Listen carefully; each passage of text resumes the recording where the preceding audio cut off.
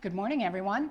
I see lots of familiar faces and lots of new faces, and all the seats are full, and this is the place to be on Sunday morning. So welcome. Welcome to All Faiths. I was just telling Rachel, every time I speak, I always get a frog in my throat just before I come up here. And I'm very delicately wired, so I'm hoping that nothing shifts during the service. Welcome to All Faiths congregation. I'm Regina Kilmartin, and I'll be your worship associate this morning. Here at All Faiths, you will find a diverse and inclusive spiritual community where we welcome people with many beliefs. You can bring your whole self, your full identity, your questioning mind, and your expansive heart. At All Faiths, we have more than one way of experiencing the world and understanding the sacred. No matter who you are or where you come from, where you are on your spiritual journey, or no matter whom you love, you are always welcome here. Is there anybody? I know there are some people visiting for the first time here. Anybody want to raise their hand so we can welcome you? Welcome. What is here?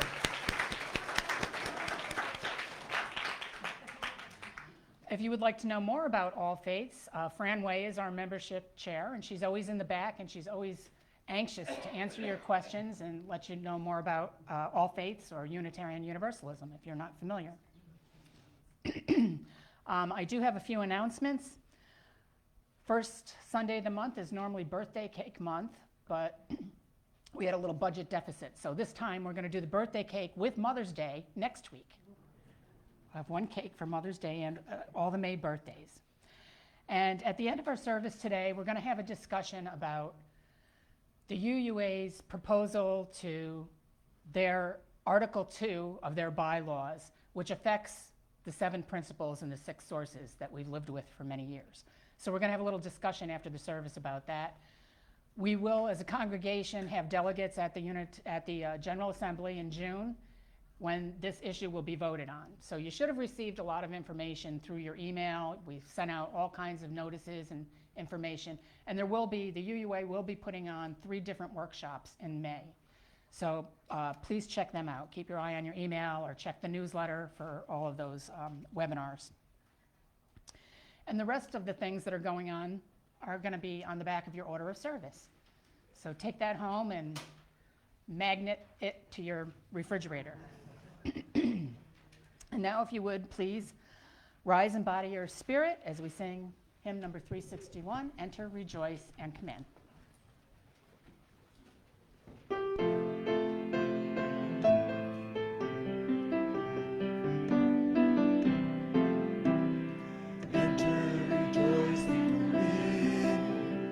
Enter, rejoice, and come in. Today will be a joyful day. Enter, rejoice, and come in. Open your ears to the song. Open your ears to the song.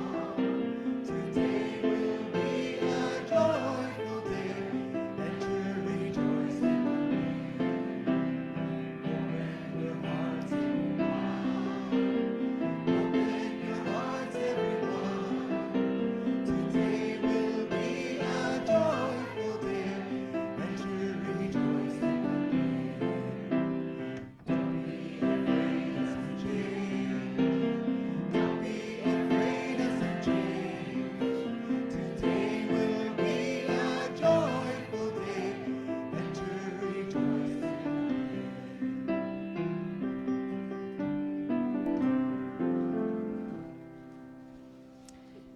and I'd like to ask Bob Moore to please come forward and light our chalice.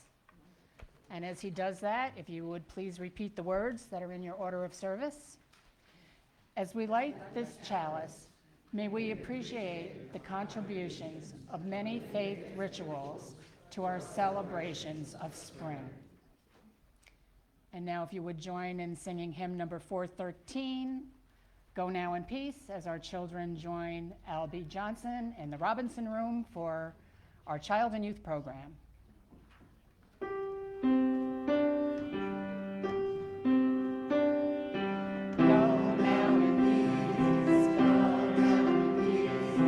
may the Spirit of love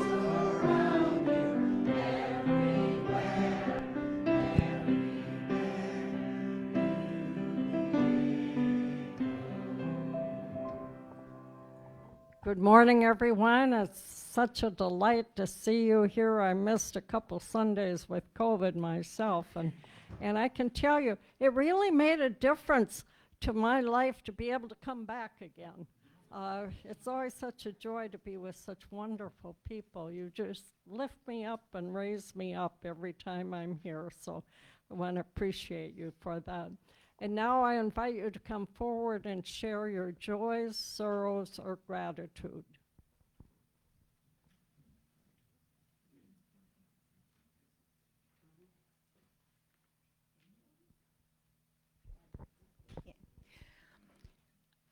My first joy is, hey, did you guys see how full our classroom's going to be?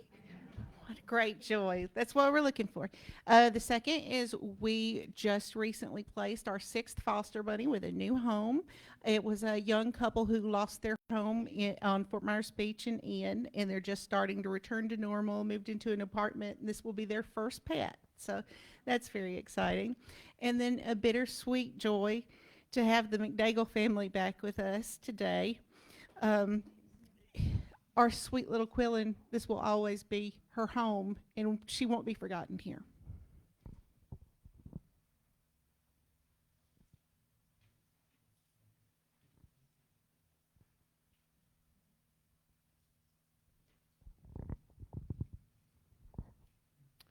Good morning. Diane is home with a cold that she picked up in Rotterdam. So she's also suffering a bit of jet lag. We're just back from 20 days on a transatlantic cruise and a bit of a stay in England. Thank God we got out before the coronation.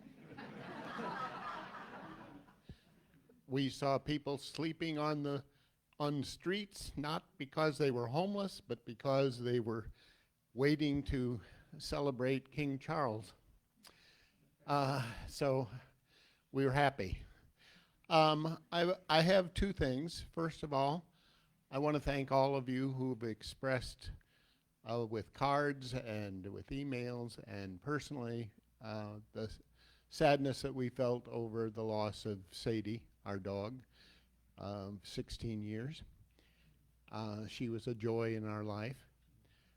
And secondly, we had the opportunity to spend a bit of a time over lunch with CJ and Richard when we were in London. CJ has lost 40 pounds. Richard has lost weight as well. They attribute it to the fact that they have a 4th floor flat without any elevators, and it's 92 steps up and 92 steps down. Both of them send their love to Allface, and they said that their congregation compares very favorably to Allface, and they send their love.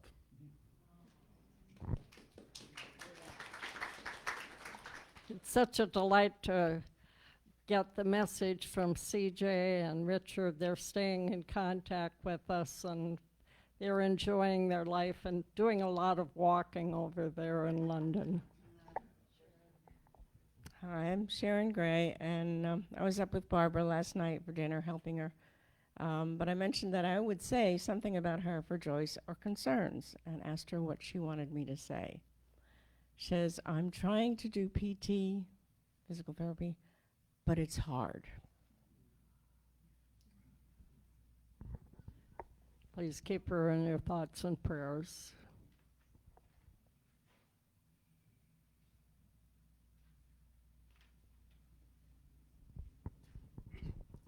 Hi, I'm Chris Stotler.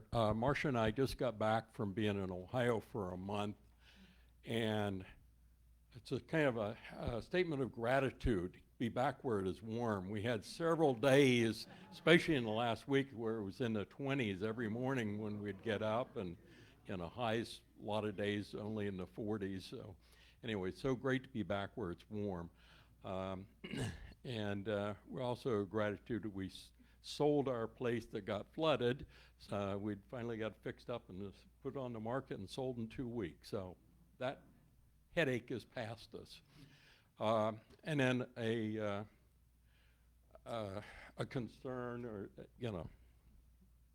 sad thing that has happened. My brother-in-law, the reason we were in Ohio was to help my sister and brother-in-law with medical things. My brother-in-law, who has a brain tumor, I was taking him to the hospital and to doctor's visits every day for radiation stuff.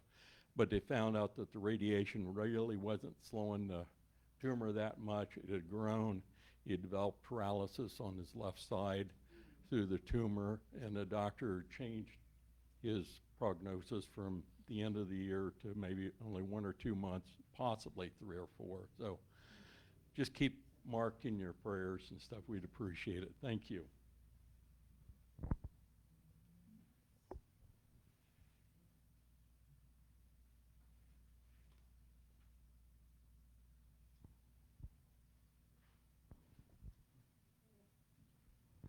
This is neither a joy or concern, it's just an announcement. I am moving to the Villages. So I am going to see if I can come down every Sunday. It's a 3-hour drive. So we'll see how many times I can do that. Because I really like this place, but I think maybe somebody can tell me if there's a UU church somewhere near the Villages. But I'll let you know how things turn out. I'll be back at least a couple of times. And if anybody else to join me in the Villages, feel free.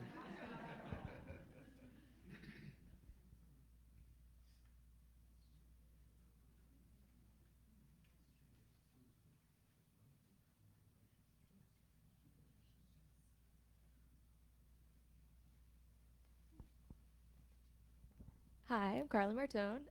Obviously sporting this lovely neck brace. Friday night, so my kids and I all raced BMX bikes.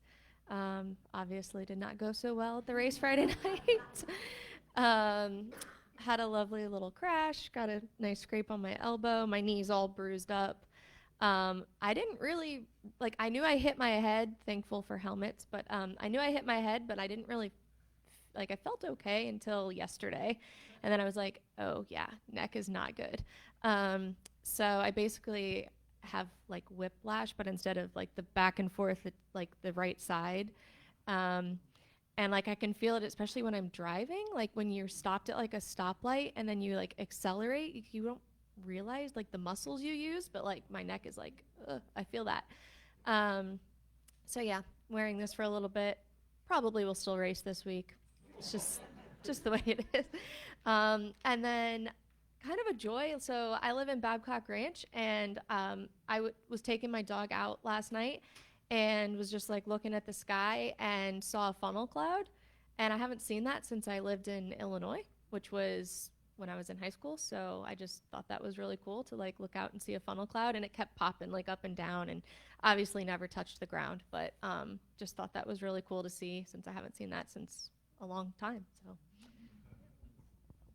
We hope that you heal quickly. Not the kind of collar you want to wear.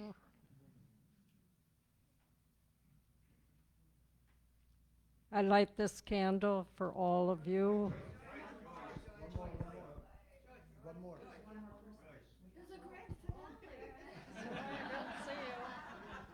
We have a lot of joys and sorrows today, and a little gratitude too. Leslie? Yes, hi, my name is Leslie, and this is my first time here, and I'm very, very happy to be here. And I'm here with my husband, Richard. Hey, Richard, raise your hand. And yeah, so hallelujah. Hello, everybody. We sought out this church, and I love the mission, and yay, we're here. Welcome, Leslie. We're glad you're here, and we're glad you found us, and we hope you and your husband will be back with us regularly. I think you'll have fun here. Oh, yeah. We have a lot of variety and a lot of love and a lot of enthusiasm. Okay. All right. Hallelujah. And I light this candle for all of you who have joys and sorrows in your hearts. And remember to reach out to those who can't be with us and people who are homebound.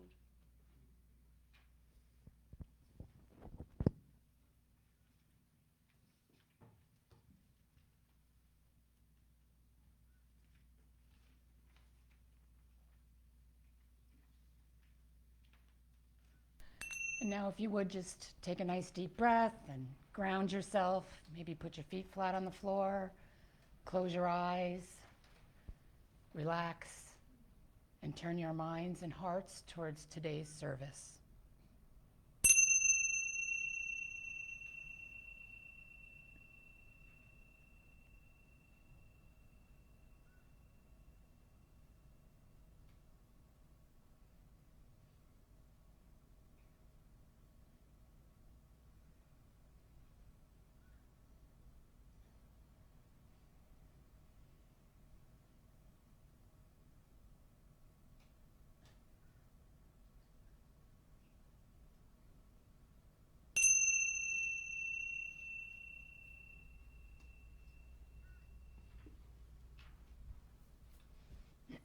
And now if you would please rise and body your spirit as we sing hymn number 123, Spirit of Life.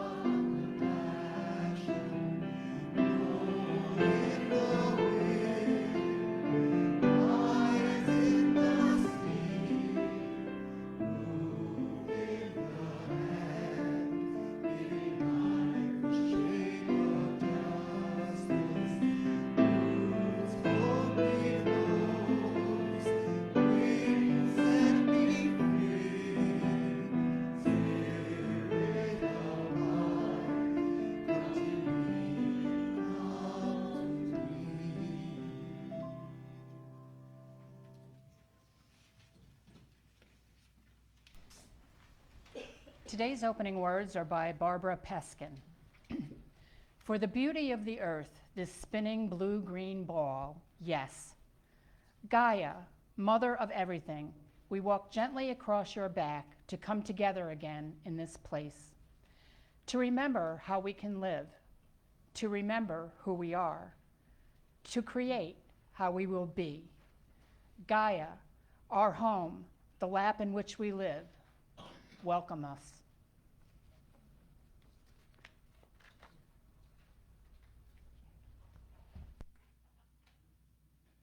The prelude and postlude are reversed. The prelude and the postlude, the reverse.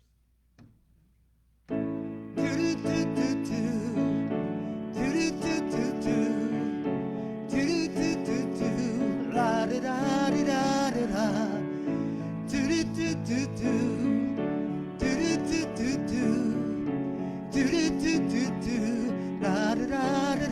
da.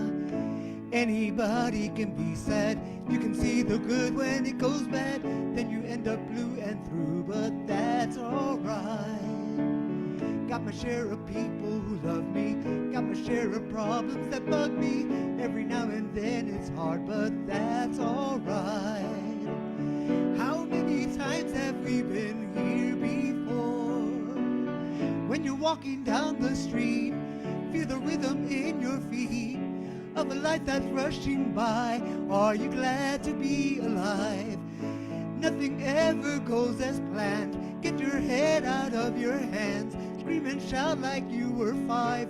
Are you glad to be alive? Do-do-do-do-do. Do-do-do-do-do. Do-do-do-do-do. La-da-da-da-da-da-da. Do-do-do-do-do. Do-do-do-do-do. Do-do-do-do-do. La-da-da-da-da-da-da.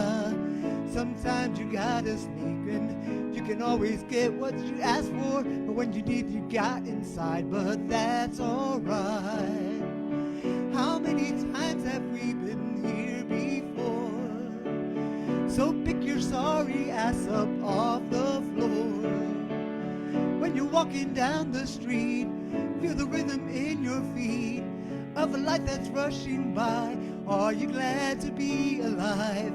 Nothing ever goes as planned. Get your head up off your hands. Scream and shout like you were 5. Are you glad to be alive? Do-do-do-do-do. Do-do-do-do-do. Do-do-do-do-do. La-da-da-da-da-da-da. Anybody can be sad. You can see the good when it goes bad. Then you end up blue and through, but that's alright. Got my share of people who love me. Got my share of problems that bug me. Every now and then it's hard, but that's alright. How many times have we been here before? When you're walking down the street, feel the rhythm in your feet of a life that's rushing by. Are you glad to be alive? Nothing ever goes as planned. Get your head up off your hands. Scream and shout like you were 5. Are you glad to be alive? Do-do-do-do-do. Do-do-do-do-do. Do-do-do-do-do. La-da-da-da-da-da-da. Do-do-do-do-do. Do-do-do-do-do. Do-do-do-do-do. La-da-da-da-da-da-da.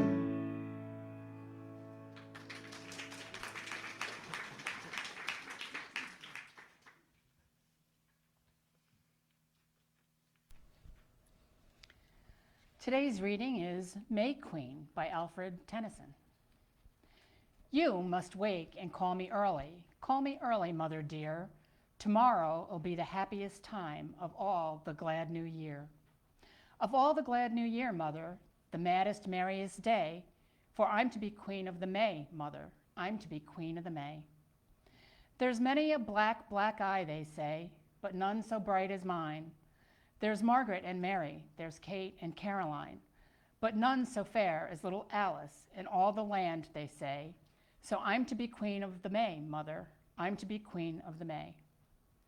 I sleep so sound at night, mother, that I shall never wake, if you do not call me loud when the day begins to break.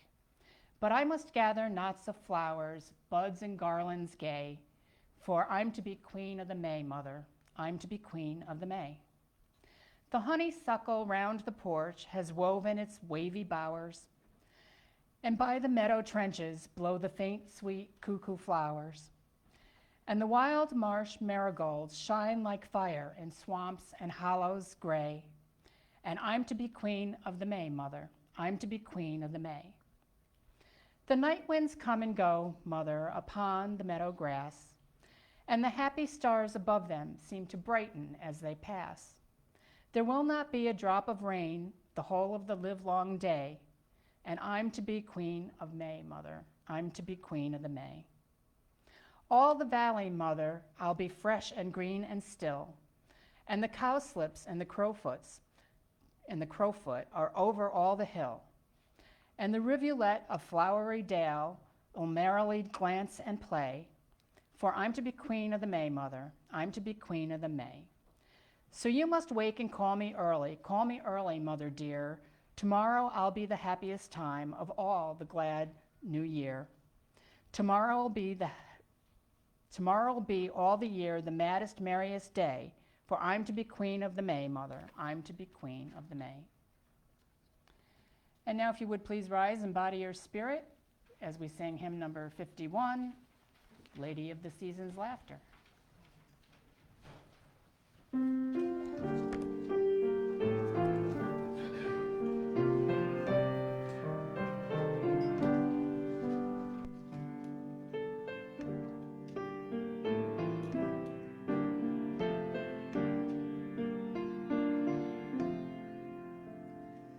Lady of the seasons, laughter in the summer's glory,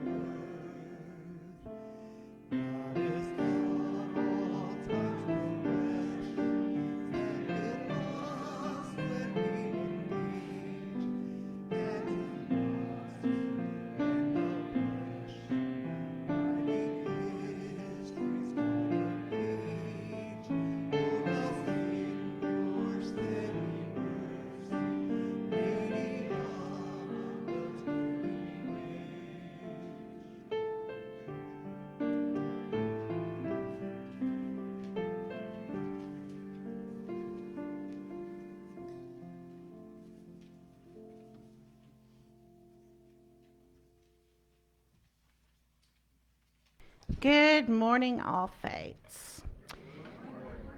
Before I speak on the pagan traditions of May, I must first offer you an apology. The history that I will be giving you today has the taint of institutional and cultural racism. It is ethnocentric in a way to say that the only history being made was Europe, as if there weren't many black and brown non-Christian cultures with rich traditions and rituals of spring in full bloom. It falls under the spell of Christian supremacy as well. Even within the narrow examination of white European ritual and belief history, it lops all of the very many diverse and different cultures into one big bucket where non-Christian and pagan are interchangeable. In fact, even the word pagan finds its origin in Christianity. So I could have done some research involving a sleepless night and Google to give a wider overview on such spring celebrations, but I fear that my imposter syndrome would not allow me to present dry excerpts from Wikipedia and call it practice. I have little authentic experience with craft work and nature-based religions outside of the Eurocentric practices in which I've been a part of in both study and sacred circle. This is not to say that black and brown people were not present in these circles. They were, but there's been no major effort in the wider pagan community to decolonize our practice. So black and brown people often find that when they seek nature and craft work-based community, it's almost always upholding the ethnocentrism and the Eurocentrism. When black and brown folks find community that do claim a more diverse study of practice, sometimes maybe they wish they hadn't by the time of the first shared ritual. Which is better, the absence of different views or the sacred circle that you go to with a white woman in dreadlocks dancing around a circle and invoking an African goddess, while at the same time not giving the thought that access to that history was stolen from the descendants of those African people who were snatched from their own cultures and loaded into boats. Is it better to avoid branching out our practice if that means that we're going to have a very bisque person who claims that their great-granny was a Cherokee princess and they want to put on a headdress and use sacred native medicine but combine it with Eurocentric practices? No, I don't feel that I have the right to teach about practice and ritual that I have only read about. We should always be seeking to learn about our faith from primary sources, as much gets lost in translation. I'll have more to say on that before I leave this pulpit, but for now, I'm going to go into the history, craft, and practice that I do have authentic history with. May 1st and 2nd have been significant dates to our European ancestors, pretty much since those annual days were named as such. Of course, there's still the labor-centered May Day that is still in existence in most European countries today. Our similar celebration is supposed to be Labor Day, but to me there's been something sacred lost in that. I never have seen an American associate it with much more than a barbecue grill. If we look back to both pre-Christian societies as well as non-Christian societies as late as the early modern period, it's no surprise that later celebrations of the laborer and recognition of the power of the laborer would share the calendar with Beltane, the holiday of the young. When I was asked to speak on ritual and practice surrounding Beltane, my first thought was, well, how far back and how much do you want me to tell them? Are we going for PG-13? What's the rating here? To cut to the point, Beltane is about sex and sexuality. Don't worry, we're Unitarians. We can say that here. We have a whole curriculum about it. You can take it from age 4 to 104.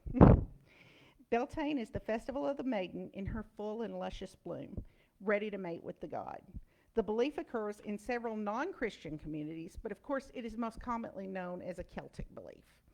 The name means bright fire, and a fire is always central to any celebration or ritual. It's one of the major Shabbats on the neo-pagan wheel of the year. At a Beltane festival, you might be invited to jump a small fire and kiss the ground. The goddess is in the maiden aspect of the three: maiden, mother, crone. Which brings me to another point. In the time that these festivals were celebrated, in their less metaphorical sense, a maiden would have generally been around 13 to 22. So in one way, Beltane is truthfully the celebration of the teenage girl. It's no wonder fire is associated with the element. If you've ever experienced an angry teenage girl, you'll immediately get the association. Of course, in these times, even the younger end of that spectrum was considered marriageable age. But these maiden goddess in the fire civilizations were actually much more candid about sex and sexuality with all ages. They accepted that humans are sexual beings and that is not shameful, dirty, or wrong. I've always believed that pagan practice must be practical. We shouldn't have rituals or practice that don't serve us in our modern times. You don't even have to be a pagan to engage in pagan practice. I truly believe that living with the seasons in our year and in our lives makes us healthier, happier beings. If we are to take a practical lesson from Beltane, let it be that in our celebration, veneration, and protection of that maiden. You might think that Christianity is what banished Beltane practices, but I know that there are records of May Day celebrations complete with dancing around the village council-owned maypole as late as the 16th century. Anne Boleyn herself woke to young men holding peeled willow wands, serenading her at dawn from beneath her window. We know it was practiced at least until that point because we have the records of it. A Queen of the May was named. That was a fresh-faced teenager that represented all the hope of nature. There were actually many festivals on the Catholic and Orthodox liturgical calendars that were celebrated in manners that were largely pagan and rooted in pagan practice. Almost every celebration in our neo-pagan Wheel of the Year also has a Catholic feast day attached. Our modern pagan celebration would have been much the same as the way these days would have been celebrated in the 15th century European court. They would have just added in a mass or two, mixed it together, and called it gravy or Catholic Christianity. Yet these medieval and early modern Christian celebrations were also all about sex, sexuality, and the metaphor of the earth, and the woman in her fullest and most complete bloom. You'd actually be surprised at how prudish you and I might be if we were compared to a medieval European noble couple. I'm sorry to say, it was actually the Reformation that pushed out these pagan practices. The more Protestant European nations became, the more these practices faded from memory. Protestantism looks very different today than it did during the Reformation. Dancing was considered sinful. On Christmas Day, a good Protestant was expected to forego all revelry and excess and spend their day in prayer and meditation over Scripture and the birth of Christ. For example, in England, much of these feasts full of pagan revelry and symbolism would have been practiced under Henry VIII, but were almost completely gone by the time of King James I, as in the King James Bible, King James. The Catholics actually moved to the right socially in order to bring the Protestants back home. So let's go back to these early modern Christians who celebrated the same Beltane. Those of you who are Catholic and UU, I have some great news for you. The Catholic Church has not always been on the wrong side of reproductive rights. In fact, for most of the history of the Catholic Church, the Church held the firm belief that life began at quickening, when the baby could be felt moving.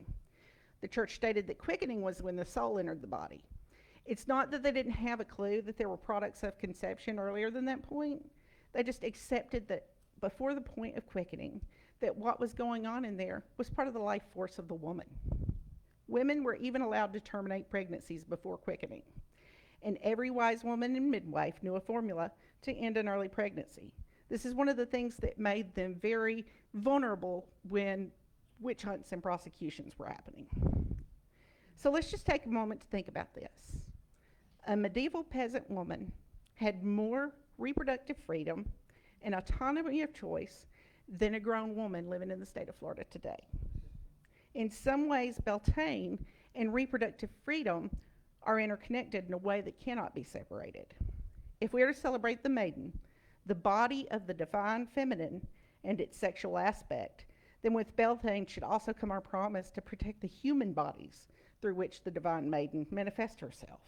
How can I celebrate Beltane today and next week support a 6-week abortion ban? If I am to recognize the goddess as autonomous over her body, then shouldn't the maiden that walks the earth be given the same power? No, the power is not really ours to give. It's a right to be recognized, protected, and defended. If you're new and you haven't stormed out shocked and enraged yet, welcome. You obviously belong here, you shiny heretic. Ice cream socialist once a month, see Carlos to join the choir, and for goodness sakes, read your newsletter. Another way to make your practice practical for Beltane is to honor the aspect of the young within yourself. You've not yet lost it, even if it's been hibernating for some time. Emmy's great-grandmother was a devoutly Christian woman, but she was so non-judgmental, loving, and calm with her two wild college-aged grandsons who lived with her. I once asked her how she could always remain so, and she took my hand, looked me straight in the eyes, and said, I made myself a promise that I would never forget what it's like to be young. I've often revisited that simple answer and try to practice it in my own life, though my teenager would tell you I'm failing miserably. I hate to quote the transphobic author J.K. Rowling, but this wisdom from her Harry Potter character, Dumbledore, is the same sage advice that Grandma gave. Youth cannot know how age thinks and feels, but old men are guilty if they forget what it was to be young. So in your Beltane practice this year, even if you're not pagan, remember and call forth your young self. Remember that one relative at every family get-together who always had the worldview that was about 3 decades out of date and would argue with everyone about it, the one that the young people go out of their way to avoid, the one that's always talking about how misguided, immoral, and hopeless today's generation is. Well, first make sure you're not that person. If you are, quit. You can also be the person who acts as a support to young people when they're dealing with that person. Voting counts as a way to do this. The majority of our legislature are old men yelling at clouds. Check your own worldview. Has it become rigid and dry? You need more teenagers then. If you don't have any of your own, your neighbors, church teens, extended family, or a mentee will do just fine. While not everything they're engaged in will make sense to us, tomorrow already belongs to them. They can see further down the path than your eyes will ever alight on. Trust them. When they tell you that they need reproductive justice and that it's a matter of life and death, when they tell you that the gender binary was all an illusion, when they tell you that we need to do something about guns and poverty and climate change and do it as quickly as possible, believe them. It's them facing the unplanned pregnancy that can alter the course of their lives. It's them losing their friend to suicide because some fool couldn't bring themselves to wrap their mouth around they, them pronouns. It's them that have to hide under their desk during last period, not knowing if it's a drill or the real thing. A few months ago, an active shooter drill happened in which students at a local high school right here in Lee County weren't made aware that it was just a drill. This occurred during lunchtime with a full cafeteria. The children were locked back in the kitchen and complete panic ensued. Thank goodness the worst that came out of it was a couple of broken bones and a few ripped shirts in the end, but the emotional trauma of that drill will never leave the kids who were locked in that kitchen. One of Emmy's close friends, a girl that I've got to watch to grow up from a distance, cheering her on for nearly all of her life, had written a goodbye text to her mom. She did not know if she was going home that day. She wrote to Emmy, "If this is it, know you have always been a good friend to me." She was 16 years old writing these words. My child is not even part of the public school system, yet she has been traumatized by these mass shooter drills. If we accept that young human bodies are part of the divine, no matter if we are Christian, pagan, or Pastafarian, then we are obligated to protect them in all of their complete and autonomous holiness that must become part of our practice. You've missed the actual day of Beltane by this point, but going forward you will know. When May rolls around, jump the fire, kiss the ground, get married, as it is the most popular day for pagan weddings, dance the maypole covered in flowers if you like. If you, unlike me, have access to all your legs working and access to a maypole and the agility to dance that little bee dance. Call in that early practice that has a touch of the primal, that celebrates that human bodies are whole and holy and that includes that body's sexuality. We have May Queens among us now. Joyce May carried the title in her youth, and she's lived these May promises with all the good she's done in this world and never forgetting what it's like to be young. If I were to ask to name a May Queen right now, if you handed me a crayon and you said, who here has represented that May Queen? Well, I'd walk right back to the membership corner and I would crown Fran Way. And let me tell you why. It's a story I recently heard about her young life and exactly what the fierce fire of Beltane is about.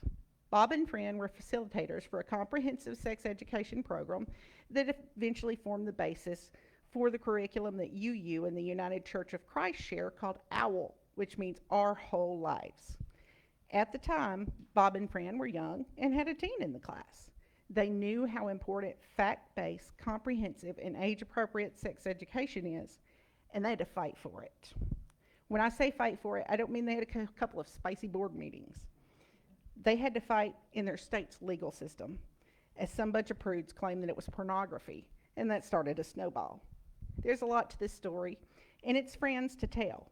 But the day that she told it to me, I saw in her eyes both her maiden and mother aspect as she told it. What I saw was sacred, raw, pagan holy fire that is Beltane. The Queen of May has always been a representation of a better tomorrow. She looks forward, not behind.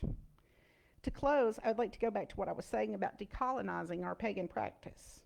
One of the reasons I would like to see a CUPS, or Covenant of Unitarian Universal Pagans group, form here, is that we can take control of decolonizing our practice and go on that journey together.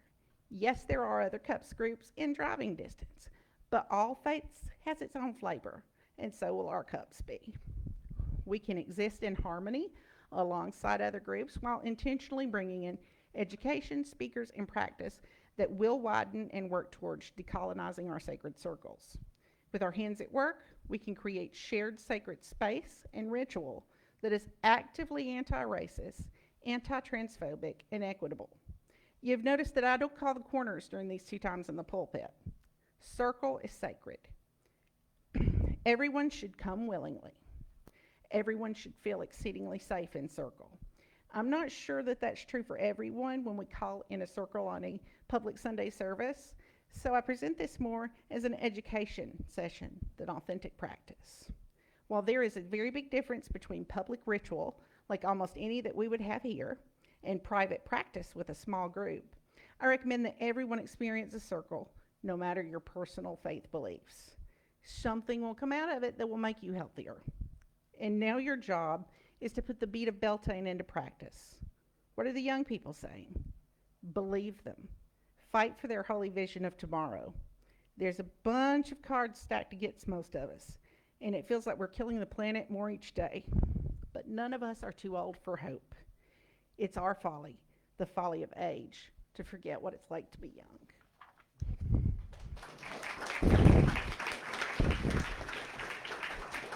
I do have a quick joke. Our tradition from CJ, because he always says that laughter makes us generous. This is a very short one. I recently attended a really wild pagan religions festival. People got really into it. They were worshiping anyone that wasn't nailed down.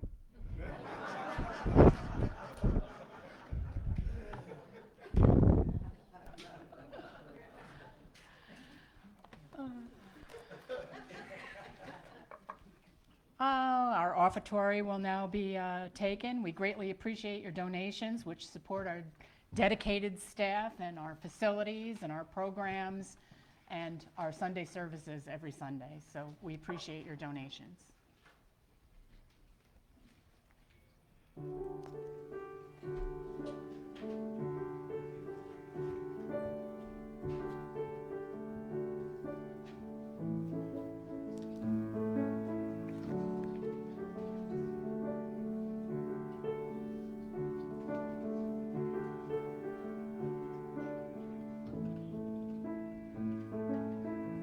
My shackled feet, they long to be free from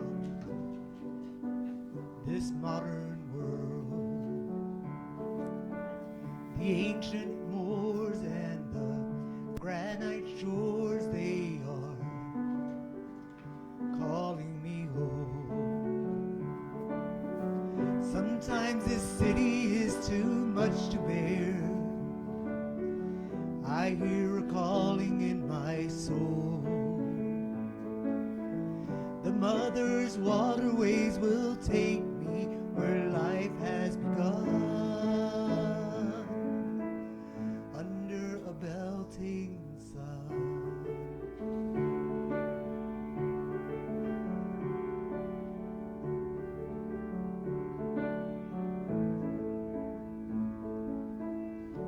Cuckoos call and the seed falls as the children play.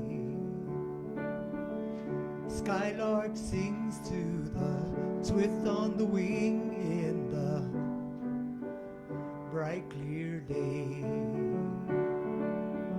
Sometimes this city is too much to bear. I hear a calling in my soul. The mother's waterways will take me where life has begun. Under a belting sun.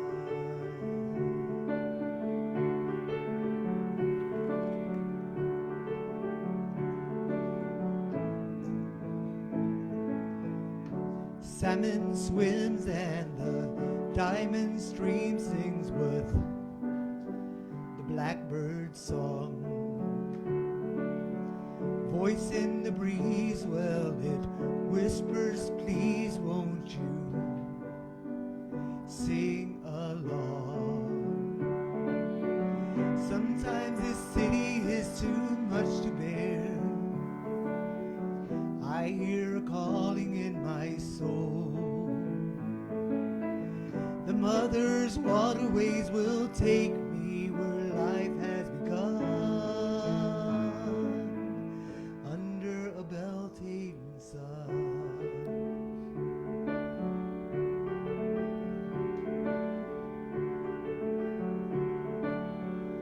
Under a belting sun.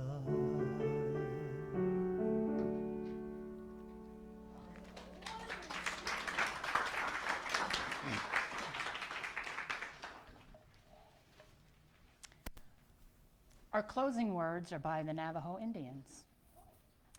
Beauty is before me, and beauty is behind me. Above me and below me hovers the beautiful. I am surrounded by it. I am immersed in it. In my youth, I am aware of it, and in old age I shall walk quietly the beautiful train. In beauty it is begun, in beauty it is ended.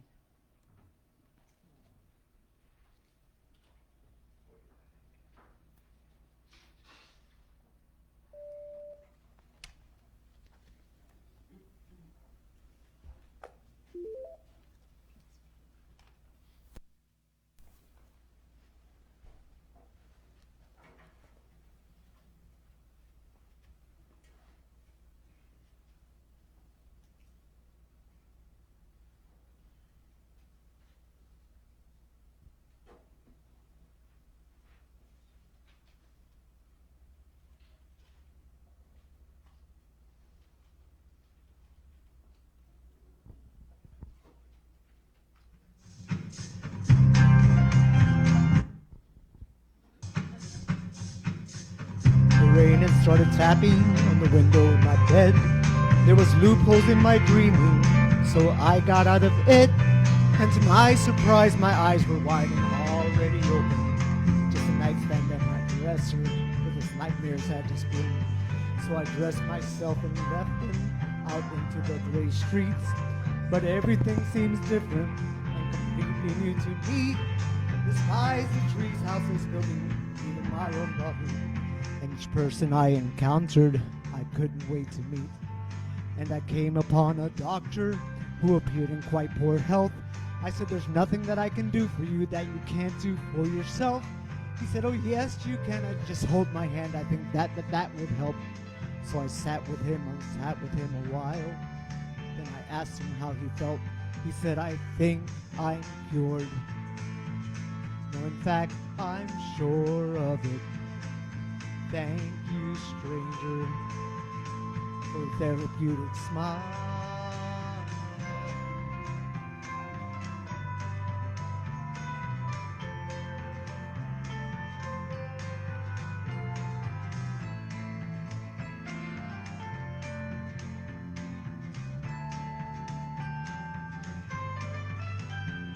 So that's how I learned the lesson that everyone's alone.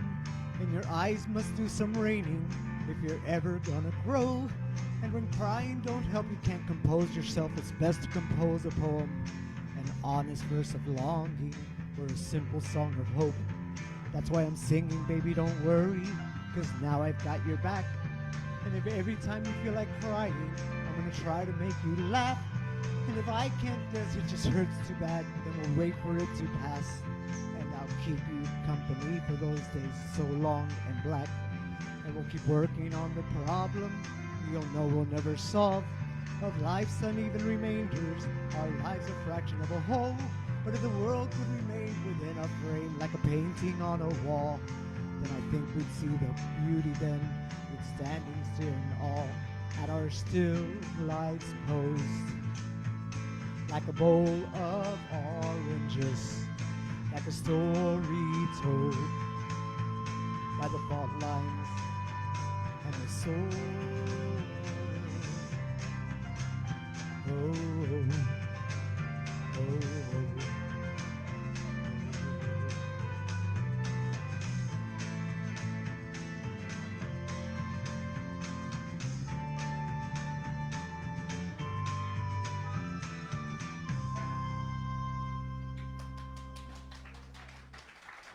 That was a poetry song. Very hard to do because of all the many wordings, but thank you. Good try, Carlos. Thank you. Thanks for the effort. Well, we're coming to the close of our service, so I'd just like to thank Rachel. You know, we are so blessed here that in the absence of a minister, we have so many talented people who are willing to stand up here every Sunday and speak. And I'm just so grateful to Joyce Ramey, who puts together the themes for the month and finds speakers. We're just so blessed here, really. And thank you, Carlos, for your gift of music, and Brad Davidson on sound, and Ed Elrod on, no, Ed Elrod's on sound, and Brad Davidson's on recording. Thank you. And to Joe Gayton, our sexton, and our greeters, and everyone who makes today's service possible. We really appreciate you.